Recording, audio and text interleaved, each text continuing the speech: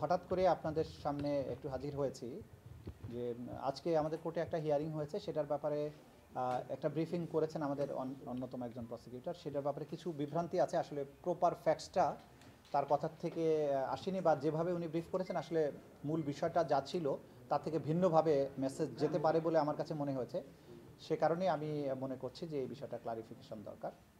আসলে আজকে আমাদের কোর্টে কয়েকটা পিটিশন আমরা মুভ করেছি, তার মধ্যে দুটো ইম্পর্টেন্ট পিটিশন ছিল যে দুজন ব্যক্তিকে গ্রেপ্তারি পরোয়ানার জন্য তাদেরকে আমরা গ্রেপ্তারি পরোয়ানা চেয়েছি, প্রোডাকশন চেয়েছি। তো সেই দুটো অ্যাকসেপ্ট করেছেন কোর্ট। আরেকটা বিষয় হচ্ছে যে আপনারা জানেন যে কোনো ডিজিটাল ডাটা, এই মামলার একটা ইম্পর্টেন্ট পার্ট হচ্ছে ডিজিটাল তথ্য উপাত্ত। এই ডিজিটাল তথ্য উপাত্ত কোর্টে প্রেজেন্ট করার আগে এটা সার্টিফিকেশনের প্রয়োজন হয়, যে কোনো অথরিটি, বাংলাদেশের সার্টিফাইড অথরিটিস আমাদের সিআইডি, সেখানে তারা এই ডিজিটাল এভিডেন্সগুলো সার্টিফাই করেন যে এটা আসলে সঠিক কিনা, এটা সঠিক জায়গা থেকে রেকর্ডেড হয়েছে নাকি এটা ভুয়া, অথবা এটা কোনো এআই দিয়ে বানানো কিনা। এই যে বিষয়গুলো, এটাকে পরীক্ষা নিরীক্ষা ছাড়া আদালতে উপস্থাপনযোগ্য হয় না। এটা জাতীয় আইনে এবং আন্তর্জাতিক আইনে এই বিধানটা আছে। সেই ক্ষেত্রে আমরা হিউজ পরিমাণ ডিজিটাল এভিডেন্স কালেকশন করেছি। আপনারা জানেন যে ভিডিও ফুটেজ, বিভিন্ন জায়গার সিসিটিভি ফুটেজ, বিভিন্ন মোবাইলে ধারণকৃত ভিডিও, বিভিন্ন জায়গার কল রেকর্ড, মেসেজ, বিভিন্ন সংস্থার কাছ থেকে, বিভিন্ন ব্যক্তির কাছ থেকে, বিভিন্ন সোর্স থেকে, সংবাদ মাধ্যম থেকে এগুলো আমরা পেয়েছি, এগুলো কালেকশন করেছি। এই যে কম্পাইলেশনের পরে আমরা এখান থেকে বেছে বেছে সেই ভয়েসগুলো, সেই ভিডিও ফুটেজগুলো, সেই দৃশ্যগুলো, সেই মেসেজগুলো, এগুলোকে ডিজিটালি ফরেন্সিক করার জন্য সিআইডির কাছে পাঠানোর ব্যাপারে সিআইডিকে এটার ফরেন্সিক রিপোর্ট দেওয়ার জন্য একটা নির্দেশনা চেয়ে একটা পিটিশন মুভ করেছিলাম। সেই পিটিশনে আমরা আমাদের প্রাপ্ত তথ্যগুলো ওরা সার্টিফিকেশন দেবে। সেই ক্ষেত্রে ওনারা যদি কারো বিশেষ কোনো ব্যক্তির নাম বলে থাকেন, সেটা কোনো বিশেষ ব্যক্তির না, আসলে ওভারঅল সমস্ত এভিডেন্সের ব্যাপারেই আমরা পার্ট করে তাদের কাছ থেকে ডিজিটাল ফরেন্সিকের টেস্টের জন্য আমরা সেখানে পাঠাচ্ছি। এই মর্মে কোর্টের কাছ থেকে আদেশ নিয়েছি। সরকারের কোনো সংস্থার ব্যাপারে সহযোগিতা বা অসহযোগিতার ব্যাপারে কোনো আনুষ্ঠানিক বক্তব্য আমরা দিচ্ছি না, কারণ এটা চলমান একটা প্রক্রিয়ার মধ্যে আছে, বিভিন্ন জায়গায় চলমান প্রক্রিয়া আছে, তথ্য সংগ্রহ চলছে। সুতরাং কাউকে এই মুহূর্তে আমরা দায়ী করা বা তাদের কারো বিরুদ্ধে ব্লেম করার মতো অবস্থায় আমরা এখনও যাই নাই। যখন আমাদের প্রয়োজন হবে, যদি কোনো সংস্থা সহযোগিতা না করে, আপনারাও জানেন যে আইনগত পদ্ধতি আছে সে ব্যাপারে ব্যবস্থা গ্রহণের। আমরা আপাতত কারো বিরুদ্ধে ব্যবস্থা গ্রহণ অথবা কাউকে দায়ী মনে করা, এটা এখন পর্যন্ত মনে করছি না। সুতরাং এই ব্যাপারে কোনো ভুল বুঝাবুঝি যাতে না হয়, সেটা আমি আপনাদের সামনে ক্লিয়ার করছি আর কি। মোটা দাগে এটা আমার কথা ছিল। তাহলে কি আপনারা যেখানে যত সহযোগিতা চাচ্ছেন সেগুলো পাচ্ছেন? পাচ্ছি বা পাচ্ছি না, এই দুটো কোনো প্রশ্নের জবাব আমি দিচ্ছি না। আমরা কালেকশনের মধ্যে আছি, কিছু পাচ্ছি, কিছু হয়তো পাচ্ছি না, সেগুলোর জন্য আবার পরে চেষ্টা করছি। এরকম একটা চলমান প্রক্রিয়ার মধ্যে আছি।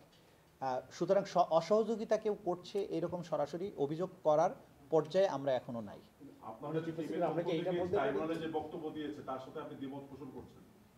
না, ট্রাইব্যুনালে কোর্টরুমে তো আমি ছিলাম না। ট্রাইব্যুনালে কোর্টরুমের যে প্রসিডিংসে ওনারা কীভাবে আর্গুমেন্ট করেছেন আমি জানি না।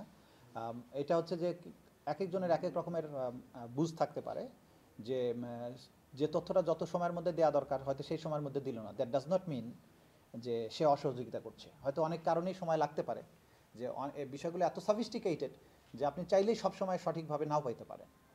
সুতরাং একদম অসহযোগিতার কথা যদি আসে, সেটা যদি এরকম অ্যাকিউট আমাদের কাছে মনে হয়, তখন আমরা আপনাদেরকে আনুষ্ঠানিকভাবেই বলবো। কাজে সহযোগিতা চলমান আছে, এটা আমরা বলতে পারি। আদালতে তো আমি ছিলাম না, আদালতের কথা বলতে পারছি না।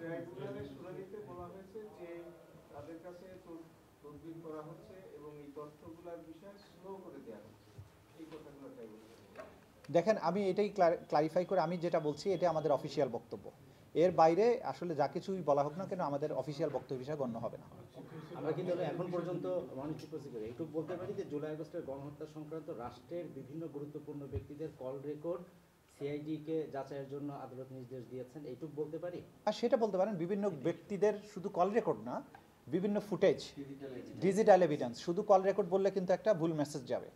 শুধু ফুটেজ, কল রেকর্ড, মেসেজ এবং আদার ইলেকট্রনিক এভিডেন্স, এগুলো সবই আমরা যাচাই বাছাইয়ের জন্য চেয়েছি। এটা শোনেন, আপনারা শুধু একদিকে নিয়ে যাবেন না। এখানে ধরেন সাক্ষীদের হতে পারে, আসামিদের হতে পারে, অন্য কোনো ব্যক্তির হতে পারে। সুতরাং এখানে সব কিছু আছে। এটা বিশেষ কোনো ব্যক্তির শুধুমাত্র এটা বলা যাবে না, একজন ব্যক্তির না, এটা বহু কিছু সমন্বয়ে এভিডেন্সগুলো আছে। না না, ওইটার থাকার কারণ হচ্ছে যে আমরা যখন কোর্টে পিটিশন দেই, একটা মামলার সোর্স ধরে দেই না, তো যে মামলার সোর্সে আমরা পিটিশনটা দিয়েছি সেই মামলার 1 নম্বর আসামি হচ্ছেন শেখ হাসিনা, বা ওই মামলার আসামি হচ্ছেন শেখ হাসিনা।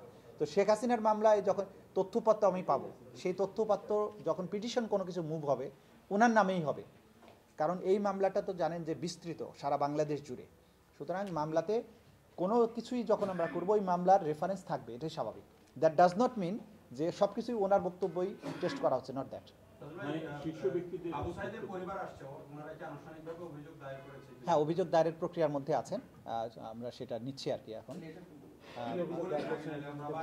না, সেটা তারা আপনারা জানেন যে আবু সাইদের পরিবার রংপুরে তারা নিজেরা একটা মামলা করেছেন, সেই মামলার যে বক্তব্য, এবং আমরা এটা বলেছি যে লোকাল কোর্টে যতই মামলা হোক, যেহেতু এটা ক্রাইমস অ্যাগেনস্ট হিউম্যানিটি, তাদেরকে আমরা বলেছি যে এটা আন্তর্জাতিক অপরাধ ট্রাইব্যুনালে আপনাদের পক্ষ থেকে অভিযোগটা যদি আসে সেটা বরং প্রপার হবে। তো সেই প্রেক্ষিতে ওনারা এসেছেন, যে ওনারা নিজেরাই সিদ্ধান্ত নিয়েছেন যে এখানে আসবেন। তারা আজকে এসে সেই ঘটনাগুলোর বর্ণনা দিচ্ছেন এবং আমাদের কাছে লিখিত অভিযোগ ওনারা দেবেন, এই প্রক্রিয়া চলছে। তো এটা দিলে আমরা যথাযথ ব্যবস্থা গ্রহণ করব, অন্যরা যেভাবে দিয়েছেন সেই হিসাবে। অভিযোগ হয়ে গেছে এরকম ধরে নিয়ে কি আপনার বাইকটা নিয়ে যায়? হ্যাঁ, অভিযোগ হয়ে গেছে এটা তো বলতেই পারেন, কারণ যখনই আমাদেরকে মৌখিকভাবে এসে ওনারা জানাবেন, দ্যাট ইজ এনাফ।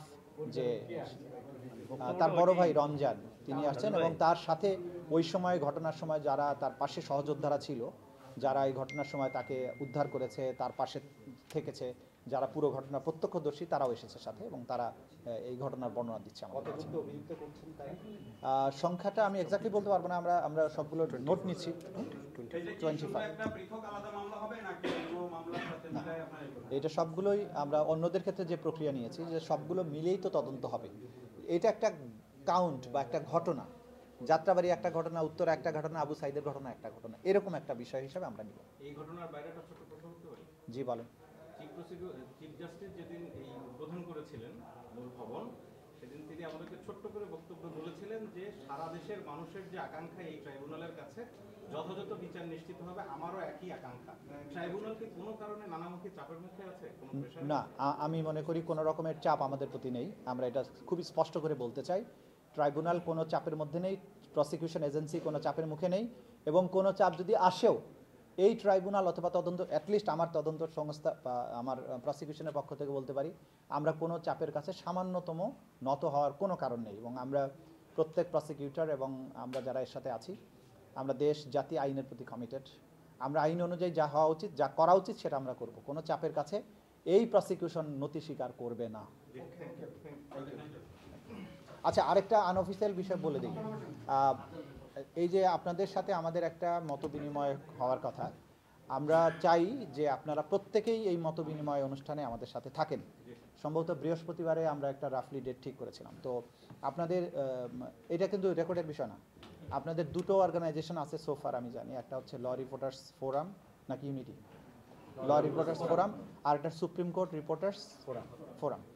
তো আপনাদের মধ্যে নানান কারণে সংগঠনের ভিন্নতা থাকতে পারে, কিন্তু আমরা প্রতিষ্ঠান হিসাবে আমরা চাই যে প্রত্যেকে আমাদের অনুষ্ঠানে থাকুন এবং আমাদের বক্তব্য বা আমাদের সাথে যা কিছু আলোচনা হবার কথা সেখানে থাকেন।